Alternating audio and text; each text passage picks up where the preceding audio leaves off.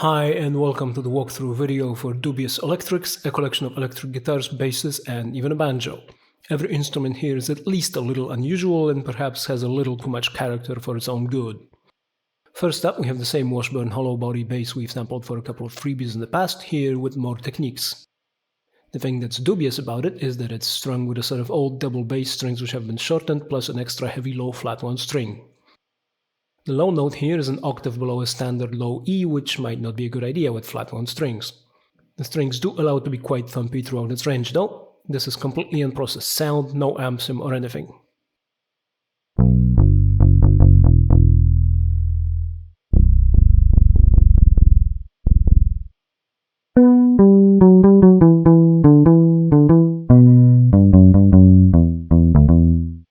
It has a few other normal techniques sampled: ghost notes, hammer-ons, pull-offs, and slides a whole tone up.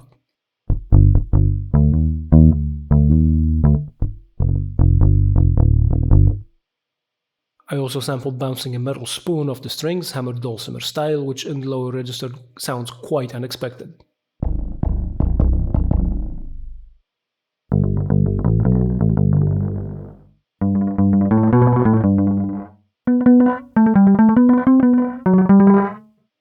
And plucking behind the bridge, except for the highest string where it just kind of sounded like a normal note but quieter.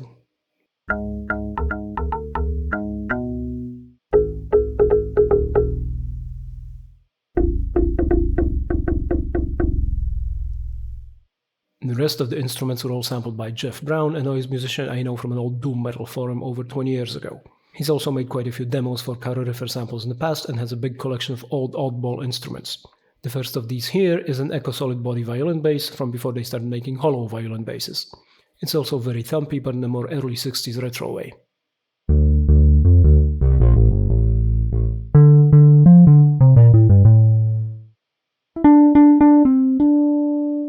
I asked Jeff to record another technique or two on each instrument, whatever it happens to be good at, and on this bass he did something very much not classic, using a slide as a sort of slide and bow at the same time to make this wobbly sustained sound.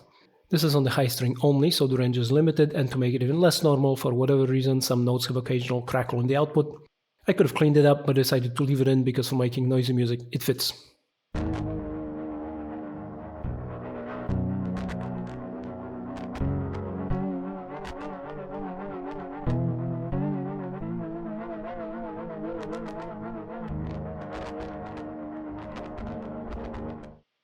Getting to the third bass, we have a 60s Hagstrom 8-string just like the Bujams. It has regular picked notes and muted notes sampled.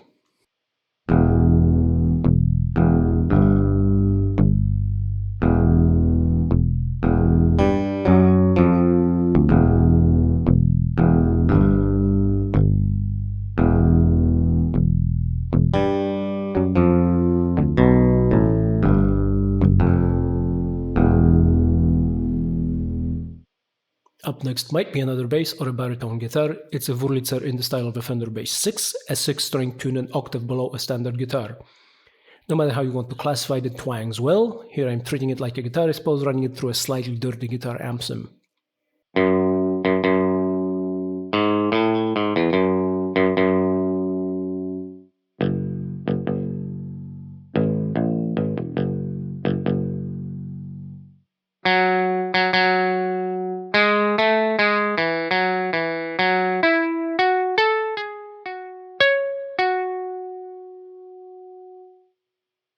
It's also got muted notes sampled, which like the twangs are very spaghetti western or maybe even surf.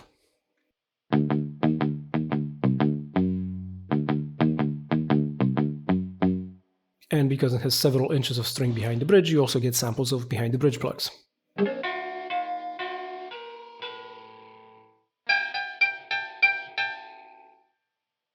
For when you want to use it more like a bass, it's also sampled with the thumb and using the neck pickup, still through the guitar amp sim here.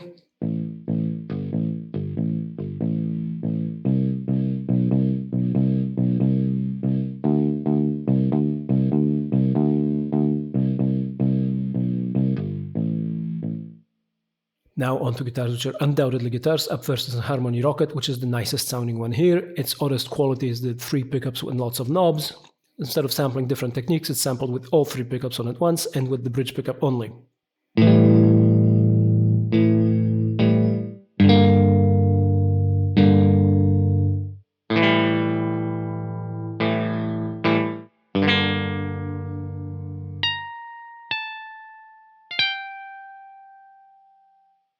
Perhaps more dubious is this Japanese violin-shaped guitar with a hollow body, unlike the Echo Bass.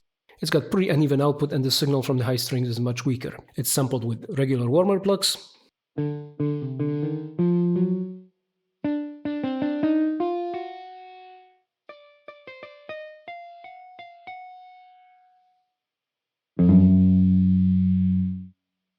and twangier brighter plugs.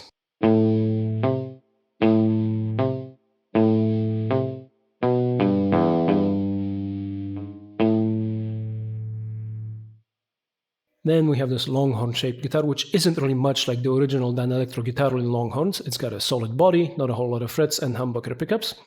Though this one does have a Dano-like sound because its pickups seem to be wired wrong and are effectively acting as single coils, so it gets very bright.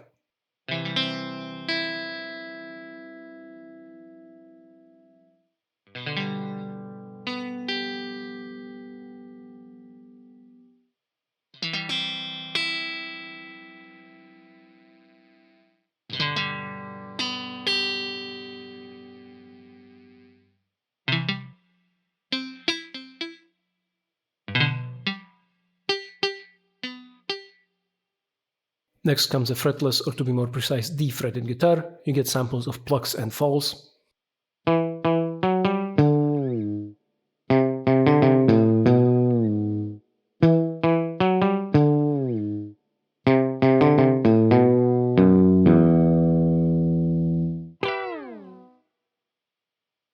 Then we have the Hagstrom's bassist guitar sibling, an electric 12-string.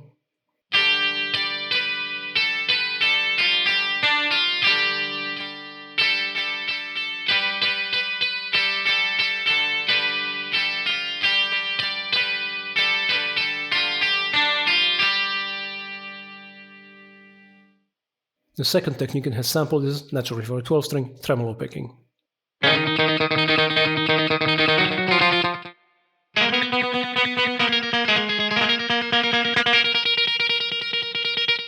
That's all the proper guitars. Last comes the banjo, which is basically constructed like a solid body guitar, and what looks like a banjo head is just a pickguard. It's sampled plucked normally and with its foam mute engaged. Now the mute, much like the mute on the Soviet guitar we sampled for Glockenspiel, makes the strings go way sharp. Here the notes are over a whole step sharp on the top frets, which means the mute isn't really usable in real life. Adjusting the tuning in the samples helps, though now the sympathetic ringing from the other strings is off, especially in the upper register.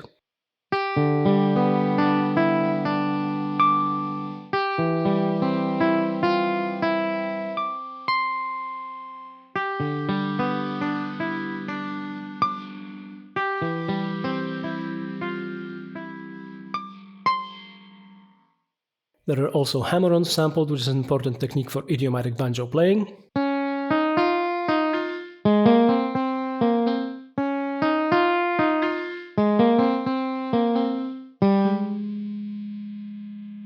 The really high hammer-ons sound weird because you get more of the other strings ringing than the note actually being hammered, and weird is not a word I use lightly.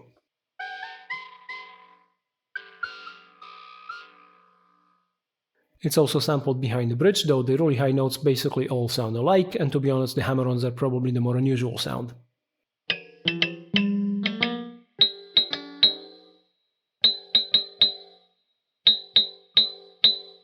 All the instruments, though not all the techniques, as some don't play well with others, are also combined in the layering patch.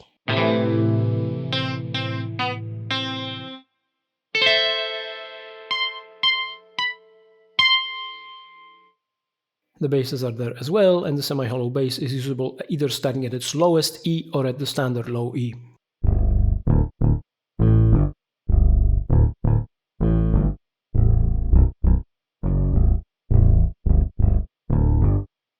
The less normal techniques can be combined for less normal results.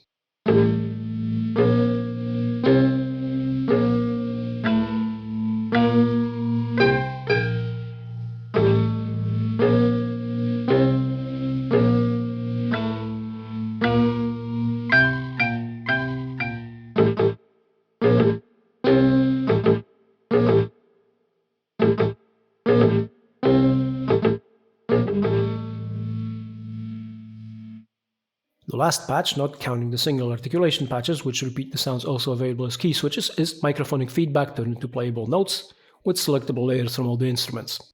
This is run through a more distorted setting on the amp sim here.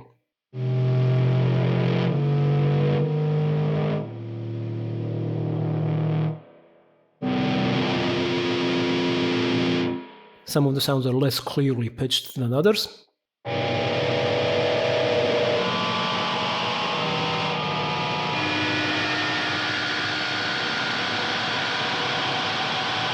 You can also skip the part of the sample where the feedback builds up and get to the stable note part right away.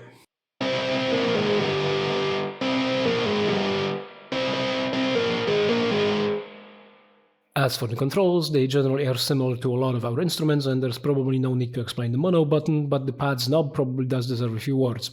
It adds time to the attack and release of the envelope while boosting the volume, turning the sustained notes into pads.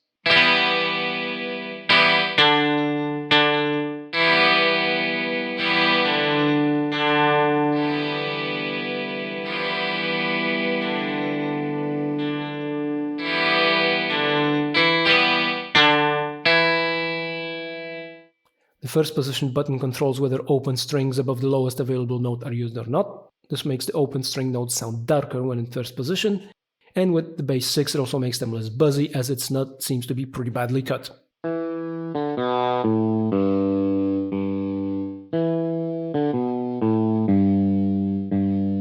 The 12 string doesn't have open strings sampled separately, instead it has a position control which sets where the switch from the G pair with an octave string to the B and high E pairs, which are strung in unison, happens. The higher this is set, the higher you get the high octave.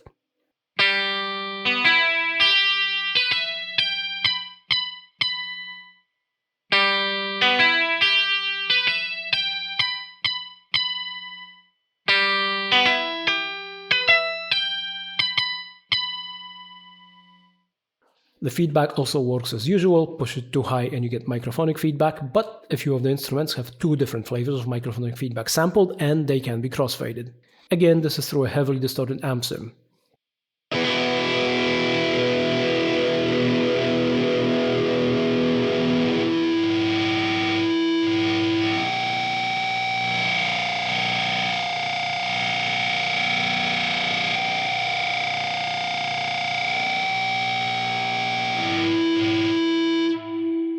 Vibrato also works pretty normally, though it varies in depth. It's very shallow on the 8-string bass, which makes sense if you've tried to apply vibrato to one in real life.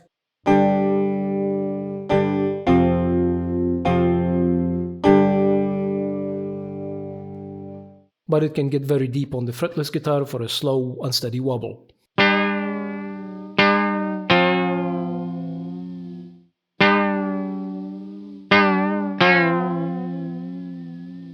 The Bass 6 and violin-shaped guitar have tremolo tailpieces, though neither actually works in real life. The Bass 6 one is repaired improperly with parts of a tuner wedged in there, some parts of the tailpiece welded in sideways, and it generally doesn't move at all. The violin guitar one is closer to working, but it's missing its arm. Both are easy things to fix in sample form though, so the vibrato depth differs from note to note.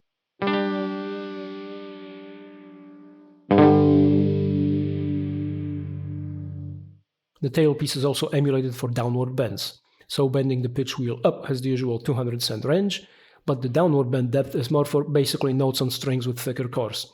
Playing a chord with the pitch wheel down and returning it to normal while the chord is ringing is generally considered a wicked thing to do.